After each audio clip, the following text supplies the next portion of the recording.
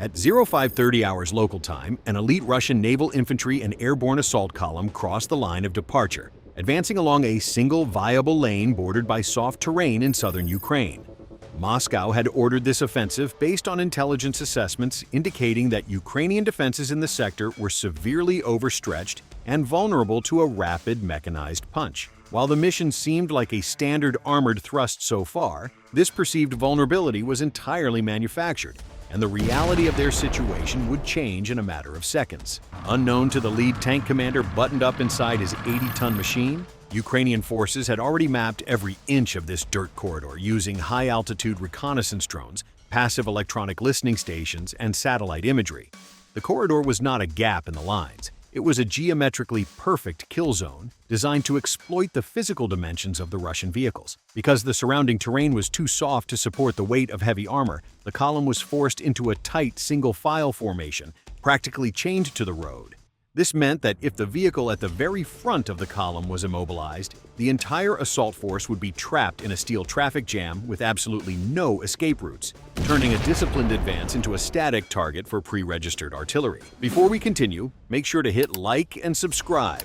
It really helps the channel grow. The engagement officially began when a concealed Ukrainian anti-tank guided missile team, positioned at a natural slowdown point specifically chosen for its sight lines, let loose their weapon. The missile accelerated to over 250 meters per second, striking the lead Russian vehicle directly in its frontal armor. The shaped charge detonated with devastating effect, immediately blowing the tracks off the heavy machine and leaving it burning as an immovable roadblock. Instantly, the forward momentum of the entire Russian assault column collapsed, forcing dozens of trailing armored personnel carriers and main battle tanks to a grinding, chaotic halt. High above the battlefield, a Ukrainian observation drone captured the exact moment the column stopped moving and instantly relayed the updated, hyper-precise grid coordinates to artillery batteries stationed miles away.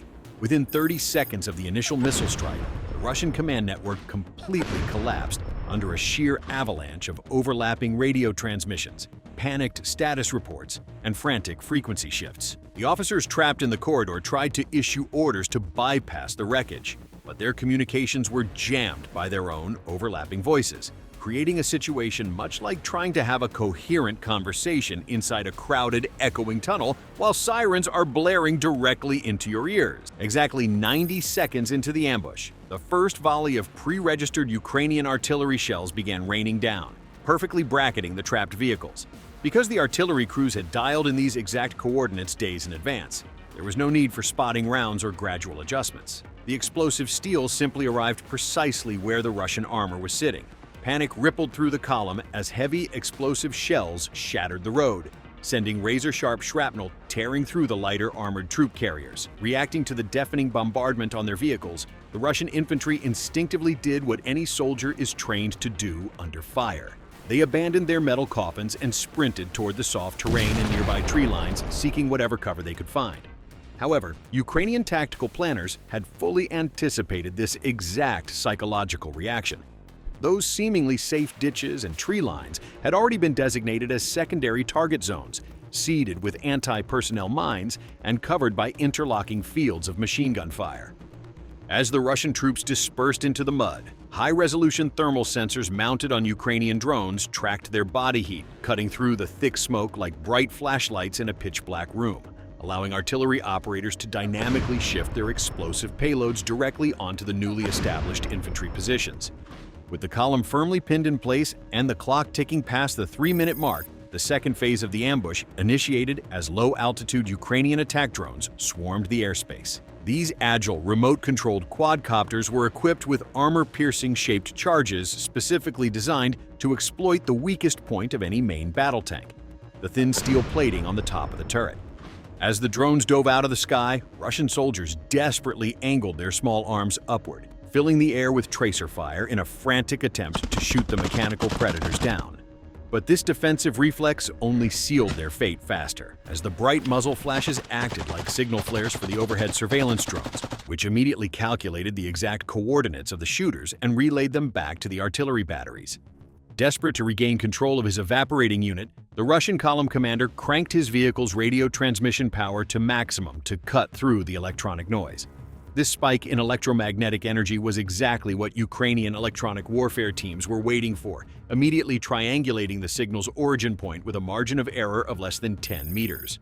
A specialized strike drone was instantly redirected to this invisible beacon, plummeting directly into the command vehicle and severing the head of the Russian tactical operation completely. Attempting to save their dying assault force, Russian artillery units located several miles behind the front lines finally began firing blind suppression barrages into the general vicinity of the Ukrainian positions. This action, however, triggered a lethal automated response from Ukrainian counter-battery radar systems, which tracked the incoming Russian shells mid-flight, calculated their precise parabolic trajectories, and pinpointed the exact location of the enemy cannons. Within 45 seconds of the Russian guns firing, Ukrainian counter-battery fire was already in the air, obliterating the Russian artillery positions before the crews could even begin to relocate their heavy equipment. By the time the engagement clock struck exactly 6 minutes, the once feared elite armored column had been reduced to a miles-long graveyard of burning metal and thick black smoke. The surviving Russian infantry, stripped of their heavy equipment, leadership, and artillery support, abandoned their disabled vehicles and began a chaotic retreat on foot through the mud. Crucially, Ukrainian commanders deliberately ordered their forces to halt any further pursuit, choosing instead to maintain absolute control over the kill zone while deploying observation drones to record the high-definition aftermath for immediate intelligence analysis. The entire assault had been meticulously dismantled not by superior numbers, but by compressing the enemy decision loop to zero. The strategic shockwaves of this rapid annihilation rippled outward almost immediately, forcing a severe operational paralysis across the entire Russian command structure in the sector. Initial military reports passed up the chain of command desperately tried to downplay the catastrophe as a minor localized setback, but undeniable commercial satellite imagery and intercepted battlefield footage quickly revealed the staggering scale of the vehicular losses. While Russian state media maintained complete silence on the disaster, the military bureaucracy descended into bitter finger-pointing, searching frantically for explanations that ranged from catastrophic intelligence failures to basic operational incompetence. Meanwhile, Ukrainian commanders methodically reviewed the telemetry data, measuring the exact response times of their strike assets and refining their kill chain procedures to make this style of geometric ambush entirely repeatable across the theater. Consequently, nearby Russian mechanized units radically altered their behavior, slowing their movement speeds to a crawl, demanding vastly increased aerial reconnaissance and spacing their vehicles hundreds of meters apart. While this excessive spacing marginally reduced their vulnerability to concentrated artillery strikes, it severely crippled their operational tempo and placed immense strain on their logistics networks, effectively rendering the corridor a permanently denied lethal zone. Exactly 4 months after the destruction of the armored corridor, the operational focus shifted from tactical ambushes to decapitating the enemy nervous system. Deep behind the static front lines, a heavily camouflaged Russian forward command base hummed with routine activity, completely unaware that it was the subject of a relentless, multi-dimensional Ukrainian surveillance operation. To the naked eye, the facility looked like nothing more than a cluster of nondescript agricultural buildings nestled against a thick tree line. But in the electromagnetic spectrum, it was glowing like a lighthouse in the dark. For 72 continuous hours, Ukrainian military intelligence had maintained absolute overwatch using a synchronized triad of high-altitude reconnaissance drones, low-level quadcopters, and advanced signals intelligence monitoring. The Ukrainian analysts were not looking for tanks or infantry formations. They were hunting for the subtle digital fingerprints of high-ranking military leadership. They meticulously logged the arrival of heavily armored transport vehicles, the deployment of specialized encryption communication trucks, and the rhythmic rotation of satellite dishes syncing with orbital networks. When the localized radio traffic spiked by 300% in a single hour, the intelligence picture crystallized perfectly. This was not a routine logistical hub. It was a major coordination meeting of senior command staff, and the trap was finally set. Rather than launching an immediate kinetic strike at the first sign of high-value targets, Ukrainian tactical planners demonstrated terrifying patience, waiting for the precise moment of maximum vulnerability. They understood that striking the courtyard while vehicles were still arriving would merely scatter the command staff into the surrounding forest, resulting in a partial victory. Instead, they watched through high-resolution thermal optics as the individual heat signatures of dozens of officers converged inside the main reinforced command shelter. By allowing the enemy to gather securely under one roof, the Ukrainian operators were effectively letting the Russian military pack all of its critical decision-makers into a single, highly explosive basket. The strike package they assembled was a masterpiece of layered, synchronized destruction designed to overwhelm the base defenses in a specific, unavoidable sequence. The initial wave consisted of specialized loitering munitions programmed to hunt electromagnetic emissions, while the second wave featured precision-guided rockets engineered to penetrate hardened concrete structures before detonating. High above, a persistent surveillance drone remained on station to provide real-time battle damage assessment and dynamically adjust the flight paths of incoming munitions. The countdown sequence commenced exactly when the final Russian officers stepped through the reinforced steel doors, sealing the command staff inside their own tomb. The coordinated assault initiated when 3 autonomous loitering munitions silently entered a steep terminal dive from an altitude of 2,000 meters. These suicide drones completely ignored the parked tanks and infantry fighting vehicles, instead prioritizing the pulsing electromagnetic signatures of the base generator arrays and the thick bundles of communication cables routing into the main shelter. At precisely 1400 hours, the drones slammed into the power infrastructure, detonating their shaped charge warheads and instantly severing the base from the outside world. The immediate loss of electricity plunged the underground command center into total darkness, cutting off their shared situational awareness and silencing their encrypted data links. Before the bewildered Russian guards outside could even raise their rifles to the sky, a salvo of 6 precision-guided rockets broke the sound barrier directly overhead. 3 of these heavy munitions slammed perfectly into the roof of the primary command trailer, their delayed fuse warheads punching straight through the reinforced ceiling before detonating deep inside the crowded room. The explosive overpressure expanded at over 1,000 meters per second, instantly vaporizing the command staff and structurally collapsing the entire building. The remaining 3 rockets were precisely targeted at the nearby armored escape vehicles, ensuring that even if someone survived the initial blast, their means of rapid extraction were completely turned to burning scrap metal. Without electricity, functioning communication arrays, or surviving senior officers to impose tactical order, the organized military base rapidly devolved into a chaotic swarm of isolated survivors reacting entirely on panic. The overhead Ukrainian observation drones never blinked, their infrared cameras passively tracking the movement patterns of the surviving Russian soldiers scrambling through the burning wreckage. When a desperate squad of technicians attempted to hook up a backup generator to salvage a secondary communications terminal, the drone operators simply highlighted the new heat cluster on their digital maps and authorized another strike.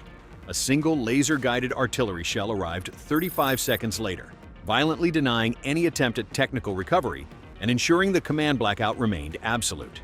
The sheer thermal energy of the successive explosions soon ignited nearby fuel bladders and stacked ammunition crates, sparking a terrifying chain reaction of secondary detonations that amplified the destruction tenfold. A rapid response force of Russian mechanized infantry stationed 5 kilometers away attempted to rush toward the burning facility to mount a rescue operation, but they never made it. Ukrainian artillery batteries had already mapped and pre-registered every single access road leading to the compound, perfectly isolating the burning command node with a wall of high-explosive shrapnel. The immediate physical destruction of the base was horrific, but the true strategic value of the strike lay in the severe psychological and operational paralysis it inflicted across the broader theater of war. Over the next 48 hours, Russian command channels descended into absolute confusion as conflicting reports circulated wildly about the true nature of the catastrophic attack, paralyzing decision-making capabilities across dozens of interconnected battalions. Nearby frontline units, completely stripped of their higher operational guidance, suddenly hesitated to maneuver,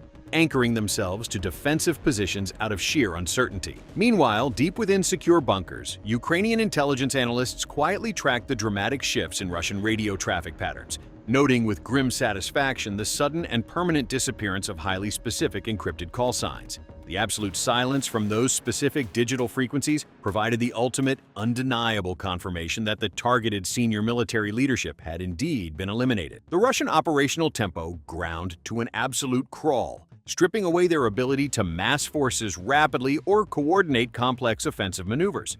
proving that you do not need to destroy an entire army if you can simply paralyze its brain. Throughout both the 6-minute armored column annihilation and the surgical command-based decapitation, a terrifying new reality of modern warfare was definitively exposed. The side that relentlessly controls the flow of information, completely dominates the electromagnetic spectrum, and flawlessly synchronizes multi-domain surveillance will inevitably dictate the exact timing of the enemy's destruction. By seamlessly integrating high-altitude satellites, low-flying acoustic sensors, precision-guided rocketry, and autonomous loitering munitions into a single unified kill chain, Ukrainian forces managed to completely compress the Russian decision-making space down to absolute zero. It no longer mattered how many millions of dollars worth of elite mechanized infantry or senior-ranking officers the adversary possessed, because raw physical mass is utterly useless if it cannot be actively directed or safely communicated with. The tactical patience to wait for the absolute perfect convergence of vulnerabilities, coupled with the brutal technological capacity to strike without warning, transformed relatively small, localized engagements into massive strategic disruptions. Ultimately, these operations violently reinforced the absolute core doctrine of 21st century combat. Victory no longer favors the military that brings the most steel to the battlefield, but rather the military that can process battlefield data the fastest and blind their opponent before the first shot is even fired.